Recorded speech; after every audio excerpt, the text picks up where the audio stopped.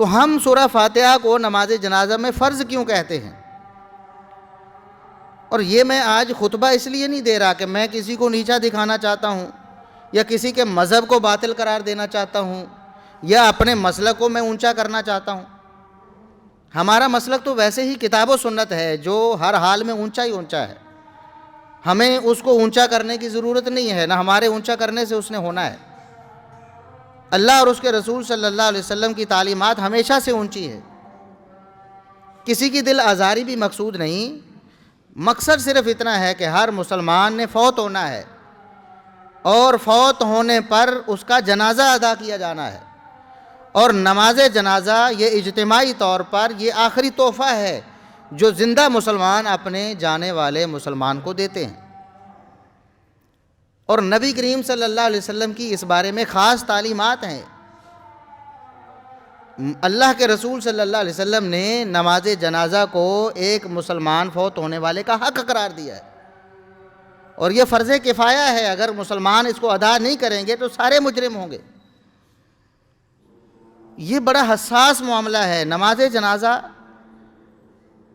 ایک مسلمان، اس کی مغفرت کا ذریعہ ہے نماز جنازہ، اگر اس کو ہم ضائع کر دیں گے یا کتاب و سنت کے خلاف اس کو پڑھا دیں گے تو کیسے، وہ جب قبول ہی نہیں ہوگا تو اس کی مغفرت کیسے ہوگی؟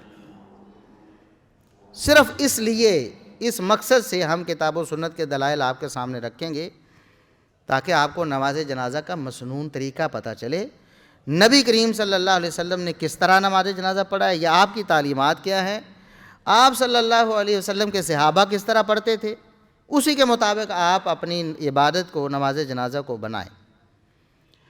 سب سے پہلے تو نبی کریم صلی اللہ علیہ وسلم کی عمومی تعلیمات ہیں جو ہر نماز کے بارے میں، قرآن کریم کی تعلیمات بھی ہیں۔ مثال کے طور پر اللہ رب العزت نے فرمایا، یا ایھا الذین آمنوا اذا قمتم الی الصلاۃ، اے ایمان والو جب نماز کے لیے تم کھڑا ہونا چاہو، نماز کے لیے تم نے کھڑا ہونا ہے، یعنی نماز شروع کرنی ہے تو اس سے پہلے وضو کرو۔ طریقہ بتایا ہے قرآن کریم میں بھی اور نبی کریم صلی اللہ علیہ وسلم نے بھی۔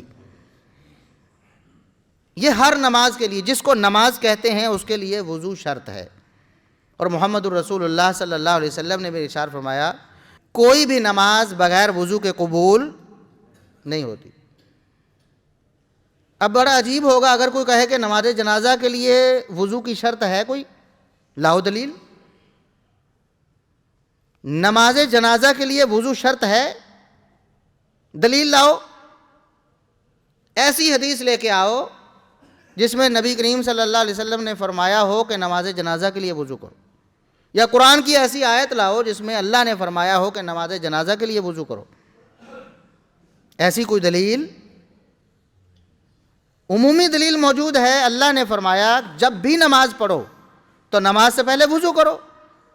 اب وہ نماز تہجد ہو تب بھی، وہ نماز فجر، ظہر، عصر، مغرب، عشاء ہو تب بھی، فرض نمازیں ہوں، نفل نمازیں ہوں، رات کی نمازیں ہوں، دن کی نمازیں ہوں، وہ سفر کی نمازیں ہوں، کوئی بھی نماز جس کو نماز کہتے ہیں بغیر وضو کے اللہ کے ہاں قبول نہیں ہوتی۔ کیوں؟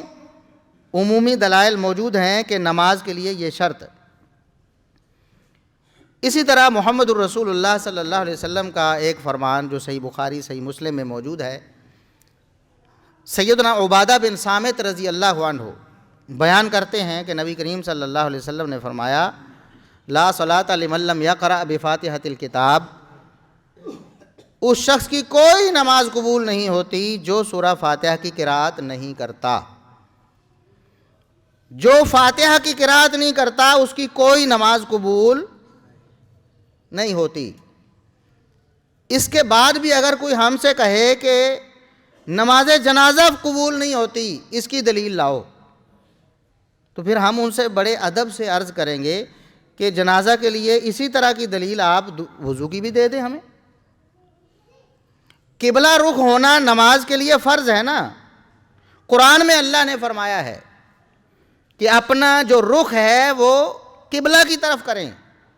محمد الرسول اللہ صلی اللہ علیہ وسلم پہلے بیت المقدس کی طرف رخ کر کے نماز ادا کرتے رہے، پھر قبلہ تبدیل ہو گیا، اللہ نے حکم دے دیا قبلہ تبدیل کر لیں، رسول اللہ صلی اللہ علیہ وسلم نے قبلہ تبدیل کر لیا۔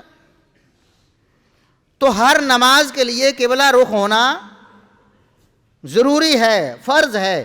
قبلہ رخ ہوئے بغیر نماز قبول، جس کو بھی نماز کہتے ہیں، وہ قبلہ رخ ہوئے بغیر قبول نہیں ہوتی نا۔ حتیٰ کہ سواری پر نماز کو جائز کہا گیا، اس کے لیے بھی شرط لگائی گئی کہ جب آپ نے نماز شروع کرنی ہے اس وقت آپ نے قبلے کی طرف رخ کر لینا ہے، بعد میں پھر ظاہر آپ مجبور ہو جائیں گے، لیکن شروع کرنی ہے تب قبلے کی طرف رخ ہونا چاہیے۔ سواری پر بھی قبلے کی طرف رخ کر کے آپ نے نماز شروع کرنی، اس کے بعد پھر۔ تو اس لیے اگر کوئی کہے کہ جنازے کے لیے ہمیں قبلہ رخ ہونے کی دلیل دیں تو ہم اس کو کون سی دلیل دیں گے؟ قرآن کریم کی وہ آیات اور نبی کریم صلی اللہ علیہ وسلم کی وہ احادیث جو نماز میں قبلہ رخ ہونے کو لازم کرتی ہیں، وہی دیں گے نا۔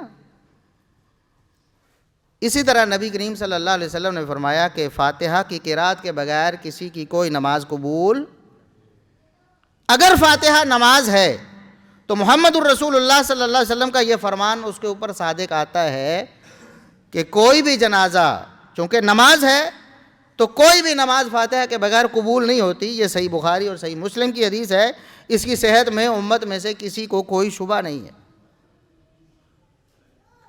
قسم کھا کے کہیں تب بھی آپ درست۔